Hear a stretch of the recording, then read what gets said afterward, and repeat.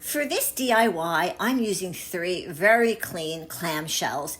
And the first thing I want to do is give them a coat of paint. I'm using this beautiful ivory paint. I'm going to hold it up so that you can see. This is a chalk paint by Rust-Oleum, and the color is chiffon. It's so pretty, and I picked this color because the napkin that I'm using, that's the background color, so the napkin is going to blend in really well. Speaking of napkin, this is the one that I'm using. I'm only going to need 1 panel, and I'm going to use the top printed ply. I'm going to be decoupaging the napkin in pieces. So I'm using my water brush. My water brush has water in that tube in the back, and it flows through into the brush. So I'm able to go all around the image that I want and do a very soft tear. Now I want this soft deckled edge because it's going to blend well into the paint. I want to give you a closer look of the deckled edge, and that paint is going to match perfect to the background of this napkin. To adhere the napkins to the shells, I'm going to be using Mod Podge Decoupage glue. Now I want you to watch what I'm doing very carefully. I'm putting on an even layer of Mod Podge. I'm not putting it on really heavy. And as you can see, I'm also using my brush to smooth down the napkin. Now, I don't know if you noticed, but I am dipping my brush back into the Mod Podge, and I'm smoothing the top of the napkin as well. Now, I do this because this is going to give the napkin some sealant as well. Because remember, Mod Podge is not just a glue, but it also has sealant properties. That's what makes it so great for decoupage.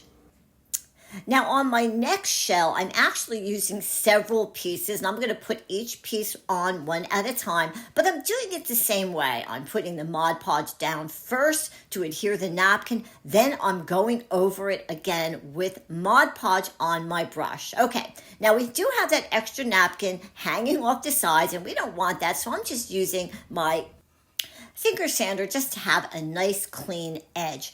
Okay, now I'm using this beautiful metallic gold paint. Now this paint is going to give this shell project, it's so pretty, it's going to give it a nice finishing touch. So I'm going to take the gold and I'm just going to go over the whole shell with my brush. I want to hold it up so that you can see how pretty this gold is, and it goes along with that napkin so perfectly. And of course, I have another finishing touch that is also going to go with this gold. So all 3 shells have been painted gold on the outside, and I'm ready to move on to the next step. And like I said, I'm going to be using gold again, and this is actually a gold paint marker. I love using this marker because it, for me anyway, it worked better than brush on gold paint. So if you're just starting, this is probably the best way to go. But this gold paint going around the edge is going to give it a nice finishing touch. I want to hold it up too because I also want you to get a better look at how that paint looks all the way around the shells. And here's a closer look as well. Now, once the gold paint is dry, I want to do a sealant, and I decided I wanted something really glossy. So I'm going to use Rust-Oleum's triple thick glaze. Krylon also makes a triple thick crystal glaze, and it's so glossy. Now I have my E6000. This is industrial strength glue, and having said that, you really need to be careful not to get it onto your fingers because it's really hard to get off. Now, I'm gluing all 3 of these beads together with the E6000, but I'm not going to be using hot glue. So here's a little trick I use. I'm putting the E6000 on a toothpick, and I'm going to put the toothpick right inside those 3 beads because I want them to adhere really well. And then E6000 takes about 48 hours to cure before I move on to the next step, which is the gold rub and buff. Now, rub and buff is exactly what it says. The gold is like this gel paste, and you put that on first. Then you just take a piece of cloth and you rub it until the beads are completely covered. Now, here's my 3 shells. I'm going to flip them over, and I'm going to kind of fit them together almost like a puzzle. Now I'm going to go back and use my E6000 industrial strength glue. You really need to use this if you do a project like that. And as you can see, I'm putting it on the top part of each of those shells.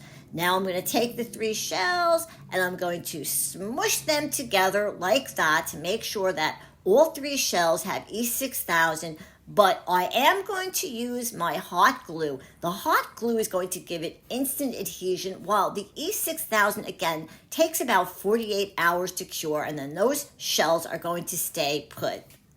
Okay, so the E6000 is now cured, and I need to hold this up so you get a close look at all of that gloss and the gold and how beautiful it goes with these napkins. All right, now I'm going to go on to the next part, which is the beads, which I did change. I decided to use different size beads and a little piece of jewelry.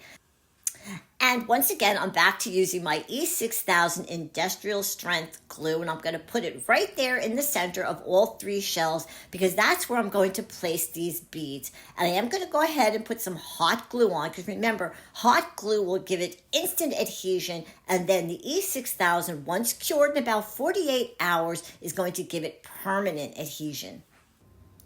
Now, believe it or not, I did go ahead and change those beads again.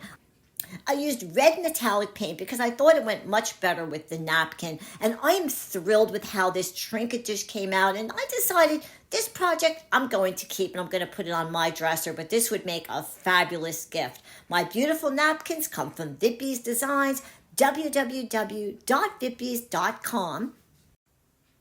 To see more of my decoupage DIYs, follow me on Facebook and on Instagram. Subscribe to my YouTube channel, Decoupage DIY with Joan-Marie Domino.